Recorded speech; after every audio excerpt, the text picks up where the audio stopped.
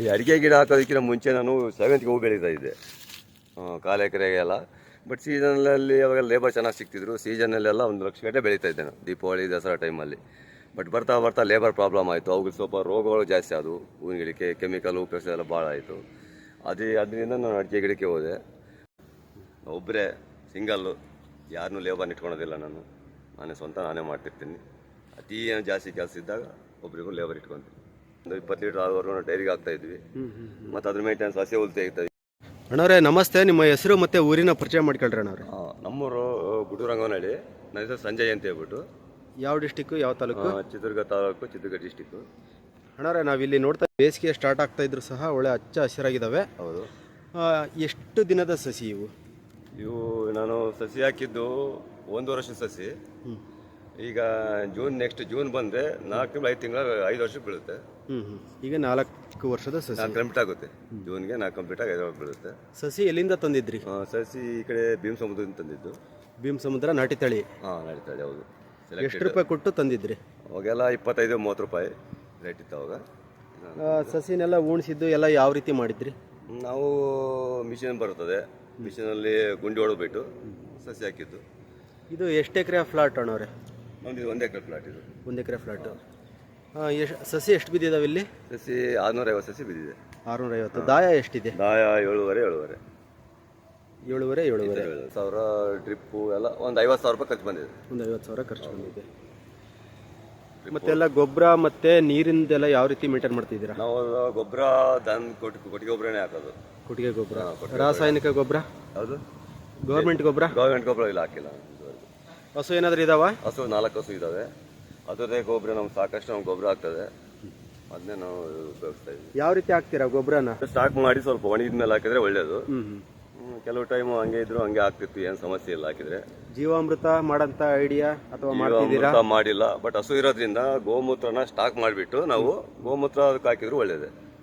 ನೇರವಾಗಿ ಅದು ಕೆಲಸ ಮಾಡ್ತದೆ. ಬೇರೆ ಗೋಮೂತ್ರ ಹಾಕಿದ್ರು ಒಳ್ಳೇದು. ದಿವಸ ಒಂದು 10 ಗಿಡ ಆಗಲಿ ಹಾಕ್ಬೋದು, ಚೆನ್ನಾಗಿ ಬರ್ತದೆ. ಅಣ್ಣಾರೆ ನೀವು ಹಾಕಿದಾನಿಂದ ಗಿಡ ಏನಾದರೂ ಸಾಯೋದು ಆ ರೀತಿ ಏನಾದರೂ ಆಗಿದಾವ? ಆ ಥರ ಏನಾದ್ರು ಸಿಗೋದಿಲ್ಲ. ಕೆಲವು ಹೋಗ್ತಾ ಇರ್ತದೆ, ಕೆಲವು ಹೋಗ್ತಿರ್ತದೆ. ಬಟ್ ಅದಕ್ಕೆ ಹಂಗೆ ಪ್ರಮಾಣ ಎಷ್ಟು ಕಡಿಮೆ ಅಲ್ಲ ಅದು? ಕಡಿಮೆ. 100 ಗಿಡಕ್ಕೆ 1 ಗಿಡನೂ ಹೋಗಲ್ಲ. 100 ಗಿಡಕ್ಕೆ 1 ಗಿಡ ಅಷ್ಟೇ. ಕೂಲಿಯರ್ದು ಮೇಂಟೆನೆನ್ಸ್ ಖರ್ಚು ಅಂತ ಏನಾದರೂ ಇರುತ್ತಾ ಇದರಲ್ಲಿ? ಮೇಂಟೆನೆನ್ಸ್ ಖರ್ಚು 1 ಎಕರೆಯಿಂದ ಎಲ್ಲ ನಾನೇ ಮಾಡ್ತಿದ್ದೀನಿ. ನಾನು ಬೇರೆ ಯಾರು ಲೇಬರ್ನ ಇಟ್ಟಿಲ್ಲ. ಒಂದು ಮೆಡಿಸಿನ್ ಹೊಡಿದಾಗ ನಾನೇ ಮಾಡ್ತೀನಿ. ಉದಾರ ನಾನು ಇಟ್ಟಿಲ್ಲ. ನಾನು ನೀರೆಲ್ಲ ಯಾವ ರೀತಿ ಬಿಡ್ತಿದ್ರ ಅಣ್ಣವ್ರೆ? ಡ್ರಿಪ್ಪಲ್ಲೇ ಬಿಡ್ತೀನಿ ನಾನು. 3 ದಿವಸ 4 ದಿವಸಕ್ಕೆ ಒಂದ್ಸಲ ನೀರು ಹಾಯಿಸ್ತಿರ್ತೀನಿ. ಒಂದ್ಸರಿ ಈ ಗಿಡಕ್ಕೆ ಬಿಟ್ಟರೆ 3 ದಿನ ಅಥವಾ 4 ದಿನ ಆದ್ಮೇಲೆ ಮತ್ತೆ ಅವಶ್ಯಕತೆ ಮತ್ತೆ 3 ದಿವಸ. ಅತಿ ನೀರು ಬಿಡಬಾರ್ದು, ಬಿಟ್ಟರೆ ರೋಗಗಳು ಆಗ್ತಿರ್ತದೆ. ನೀರು ಬಿಡಬಾರ್ದು. ಫುಲ್ ಎಲ್ಲ ಭೂಮಿ ಎಲ್ಲ ಡ್ರೈ ಆಗೋವರೆಗೂ ವೆಯ್ಟ್ ಮಾಡಿ ಆಮೇಲೆ ನೀರು ಬಿಡೋದು. 2 ದಿವಸ 3 ದಿವಸ ಬಿಡ್ಬೋದು. ಯಾವಾಗ ಫಲ ನಿರೀಕ್ಷೆ ಮಾಡ್ತೀರ ಅಣ್ಣವ್ರೆ? ನಾವು ಮುಂದಿನ ವರ್ಷ ಒಂದು 50% ಸ್ಟಾರ್ಟ್ ಆಗ್ಬೋದು. ಮುಂದಿನ ವರ್ಷದಿಂದ 50%? ಜೂನ್ ಕಮ್ಮಿ ಆದಮೇಲೆ 50% ಬೆಳೆ ಸಿಗ್ಬೋದು ಸ್ವಲ್ಪ ಅಂತ ಅಂದ್ಕೊಂಡಿದ್ದೀವಿ. ಅಣ್ಣವ್ರೆ ಈ ತೆಂಗಿನ ಮರ ನೋಡ್ತಾ ಇದ್ರೆ ಇದಕ್ಕಿಂತ ಮುಂಚೆ ಭಾಳ ವರ್ಷದಿಂದ ಬೆಳೀತಾ ಇದ್ದೀರಾ, ಇದು ನೀರಾವರಿ ಮಾಡ್ಕೊಂಡು ಅನಿಸ್ತೈತೆ. ಹೌದೌದು. ಮೊದಲು ಏನು ಬೆಳೆ ಮಾಡ್ತಾ ಇದ್ವಿ? ಮೊದಲೆಲ್ಲ ನಾವು ಸೇವಂತಿಗೆ ಹಾಕ್ತಿದ್ವಿ ಹೂವು.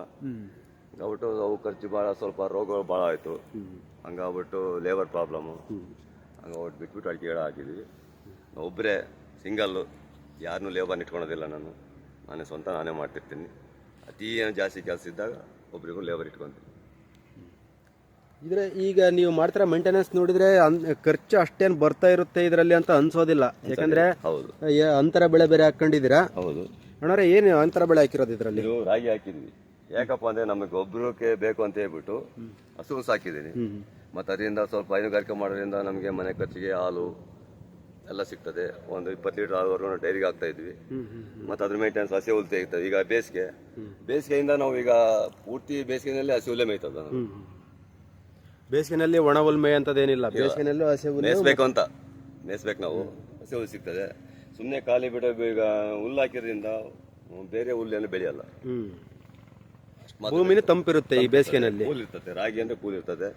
ನೆಕ್ಸ್ಟ್ ಕೊಯ್ಕೊಂಡ ಮೇಲೆ ಅದು ನಾವು ಬೇಸಾಯ ಮಾಡ್ತೀವಲ್ಲ, ಅದು ಒಳ್ಳೆ ಸತ್ತು ಕೊಡ್ತದೆ ಗಿಡಗಳಿಗೆ. ಅಣ್ಣ ಈಗ ಈ ರಾಗಿನ ನೆಕ್ಸ್ಟ್ ಕಟಾವ್ ಮಾಡ್ತೀರಾ ಅಥವಾ ಹೆಂಗ್ ಮಾಡ್ತೀರಾ ಇದನ್ನ? ಕೊಯ್ಬಿಡ್ತೀವಿ. ಅಲ್ಲ, ಕೊಯ್ತೀರಾ ಅಂದ್ರೆ ಅದನ್ನ ಕಾಳು ತಗೊಂತೀರಾ ಇನ್ನು ಅಥವಾ ಡೈರೆಕ್ಟ್ ಹಂಗೆ ಹಾಕ್ತೀರಾ? ನಾನು ಹಸಿ ಹುಲ್ಲು ಸ್ವಲ್ಪ ಒಂದು 2 ಅಡಿ 3 ಅಡಿ ಆದ್ಮೇಲೆ ಕೊಯ್ದು ಹಸಿ ಹುಲ್ಲೇ ಹಾಕ್ತೀವಿ. ಆ ತೆನೆ ಇನ್ನೂ ಬರ್ತಾ ಇರುತ್ತಲ್ಲ, ಆ ತೆನೆ ಸಹ ಹಾಕ್ಬಿಟ್ರೆ ಹಾಲು ಒಳ್ಳೆ ಚೆನ್ನಾಗಿ ಇಂಪ್ರೂವ್ ಆಗುತ್ತೆ. ಹಸುಗಳಿಗೆ ಪೋಷಕಾಂಶ ಪ್ರೋಟೀನ್ ಜಾಸ್ತಿ ಆಗುತ್ತೆ. ಅದು ಎಲ್ಲ ಮುಗಿದ ಮೇಲೆ ಮತ್ತೆ ನಾವು ಬೇಸಾಯ ಮಾಡಿದ್ರೆ ಅದು ರಾಗಿ ಪೂಳೆ ಇರ್ತದಲ್ಲ, ಅದು ಬಾಳೆ ಒಳ್ಳೆ ಸತ್ತು ಕೊಡ್ತದೆ. ಗಿಡಗಳಿಗೆ ನಾವು ಗೊಬ್ಬರ ಹಾಕಂಗೆ ಆಗ್ತದೆ. ಸ್ನೇಹಿತರೆ ನೋಡಿ, ಯಾವುದೇ ರೀತಿ ಕಳೆ ಇಲ್ಲ, ಮತ್ತು ರಾಗಿ ಇದೆ. ಈ ರಾಗಿ ಅವರೇನು ಮಾರ್ಕೆಟಿಂಗ್ ಮಾಡೋ ಉದ್ದೇಶಕ್ಕೇನು ಮಾಡ್ಕೊಂಡಿಲ್ಲಂತೆ. ಈ ತೆನೆ ಆಗ್ಬೇಕಾರಾಗ ಅದರಲ್ಲಿ ಪೋಷಕಾಂಶ ಜಾಸ್ತಿ ಇರುತ್ತೆ. ಅದನ್ನು ಡೈರೆಕ್ಟಾಗಿ ನಾವು ಕೊಯ್ದು ಹಸುವಿಗೆ ಹಾಕ್ತೀವಿ. ಹಸುವಿನಿಂದ ಗೊಬ್ಬರನೂ ಸಿಗುತ್ತೆ, ಮತ್ತು ಹಾಲೂ ಸಹ ನಾವು ಮಾರ್ಕೆಟಿಂಗ್ ಮಾಡ್ತೀವಿ ಅಂತಾರೆ. ಅಣ್ಣರೇ, ಹಸು ಹಾಲು ಎಷ್ಟು ಕೊಡ್ತಿದ್ದಾವೆ? ಎಷ್ಟು ಹಸು ಇದ್ದಾವೆ, ಎಷ್ಟು ಕೊಡ್ತಿದ್ದಾವೆ? 4 ಹಸು ಇದ್ದಾವೆ. ಇಷ್ಟು ದಿವಸ 3 ಹಸು ಹಾಲು ಕೊಡ್ತಾ ಇತ್ತು. ಈಗ ಸ್ವಲ್ಪ ಕಡಿಮೆ ಆಗಿದ್ದಾವೆ. ದಿವಸ ಒಂದು 10 ರಿಂದ 15 ಲೀಟರ್ ಹಾಲು ಡೈರಿಗೆ ಹಾಕ್ತೀನಿ. ಅದರಿಂದ ಪ್ರತಿ ತಿಂಗಳು ಒಂದು 15,000 ಸಾವಿರ ರೂಪಾಯಿ ಪೇಮೆಂಟ್ ಬರ್ತದೆ. ಗೊಬ್ಬರ ಸಿಗ್ತದೆ, ಮೇನ್ ಗೊಬ್ಬರ. ಹೈನುಗಾರಿಕೆ ಲಾಭನಾ? ಹೌದು, ಲಾಭ ಮಾಡ್ಬೇಕಂದ್ರೆ. ಈಗ ಕೃಷಿ ಜೊತೆಗೆ ಹೈನುಗಾರಿಕೆ ಮಾಡಿದ್ರೆ ಲಾಭ, ಅದು ಉಪಕಸುಬಾಗಿ ಮಾಡಿದಾಗ ಗೊಬ್ಬರ ಸಿಗುತ್ತೆ. ಈಗ 8,000 ರೂಪಾಯಿ 80,000 ರೂಪಾಯಿ ಕೊಟ್ಟರು ಗೊಬ್ಬರ ಸಿಕ್ಕಿಲ್ಲ. ಕೊಟ್ಟಿಗೆ ಗೊಬ್ಬರ ಸಿಕ್ಕಿಲ್ಲ. ಹಂಗಾಗ್ಬಿಟ್ಟು ನಾವೇ ಮಾಡಿ ನಮಗೆ ಸಿಗುತ್ತಲ್ಲ, ಇಲ್ಲಿ ಕೊಂಡ್ಕೊಂಡು ಬರೋ ಬದಲು ಹಾಕೋದು. ಗೊಬ್ಬರ ಮತ್ತೆ ನೀರಿಂದೇನು ಸಮಸ್ಯೆ ಇಲ್ಲ. ಚೆನ್ನಾಗಿ ಬರ್ತಿದ್ದಾವೆ, ಚೆನ್ನಾಗಿ ಬಂದಿದ್ದಾವೆ ಗಿಡ ಎಲ್ಲ ಚೆನ್ನಾಗಿದ್ದಾವೆ ಅಣ್ಣವ್ರೆ.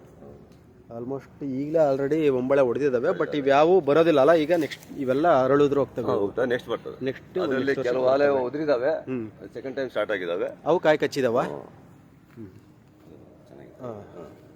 ನೋಡಿ ಸ್ನೇಹಿತರೆ, 4 ವರ್ಷದ ಗಿಡ. ಇದಾಲ ಫ್ರೂಟ್ ಸೆಟ್ಟಿಂಗ್ ಆಗಿದೆ. ಇದು ಫ್ರೂಟ್ ಸೆಟ್ಟಿಂಗ್ ಆಗಿದೆ. 1 2 3 ಒಂಬಳೆ ಹೊಡೆದೈತಿದೆ.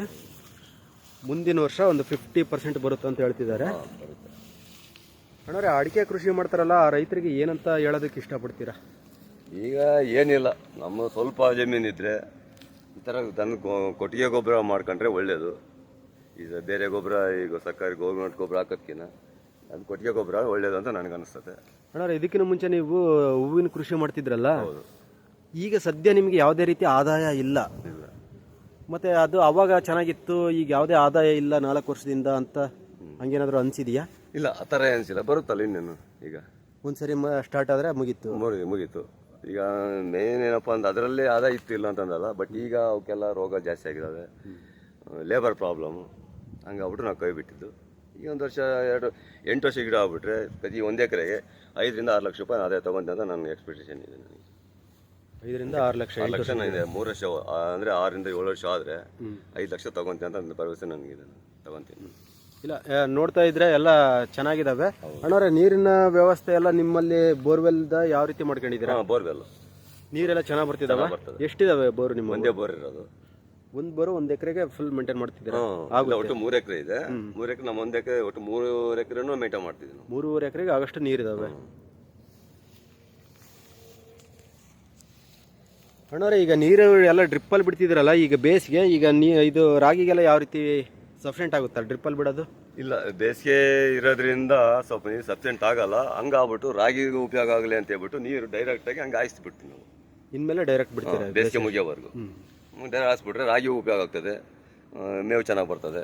ಅಣ್ಣವ್ರೆ, ಯಾವುದೇ ರೀತಿ ಒಂದು ಅಡಿಕೆ ಗರಿನೂ ಸಹ ಇಲ್ಲೆಲ್ಲೂ ಬಿದ್ದಿಲ್ಲ, ಕಾಣಿಸ್ತಾ ಇಲ್ಲ. ಅದನ್ನೆಲ್ಲ ಯಾವ ರೀತಿ ಇದು ಮಾಡ್ತಿದ್ರಿ? ನಾವು ಬೇರೆ ಟೈಮಲ್ಲಿ ರಾಗಿ ಇಲ್ಲದೆ ಇದ್ದ ಟೈಮಲ್ಲಿ ಅಲ್ಲೇ ಬಿಡ್ತಿದ್ವಿ. ಅದೇ ಕೊಳ್ತು ಇದಾಗ್ಬಿಟ್ಟು ಗೊಬ್ಬರ ಆಗ್ತಾ ಇತ್ತು. ಬಟ್ ಈಗ ರಾಗಿ ಇರೋದ್ರಿಂದ ನೀರು ಡೈರೆಕ್ಟ್ ಹಾಸೋದ್ರಿಂದ ಅದು ಅಡ್ಡ ಆಗ್ತದೆ ಅದಕ್ಕೆ. ಹಂಗಾಗ್ಬಿಟ್ಟು ಬೇರೆ ಕಡೆ ಅದು ಸ್ಟಾಕ್ ಮಾಡಿದ್ದೀನಿ. ಅದ್ಮೇಲೆ ಸ್ವಲ್ಪ ಮಣ್ಣು ಏನಾದರೂ ಹಾಕ್ಬಿಟ್ರೆ ಅದು ಕೊಳ್ತು ಗೊಬ್ಬರ ಆಗ್ತದೆ. ಅದನ್ನ ಆಮೇಲೆ ನಾವು ಹಾಕ್ಬೋದು. ನೆಕ್ಸ್ಟ್ ಮಳೆಗಾಲದಲ್ಲಿ ಉಪಯೋಗಿಸ್ಕೋಬೋದು, ನಾವು ಥರ ಮಾಡ್ಬೋದು.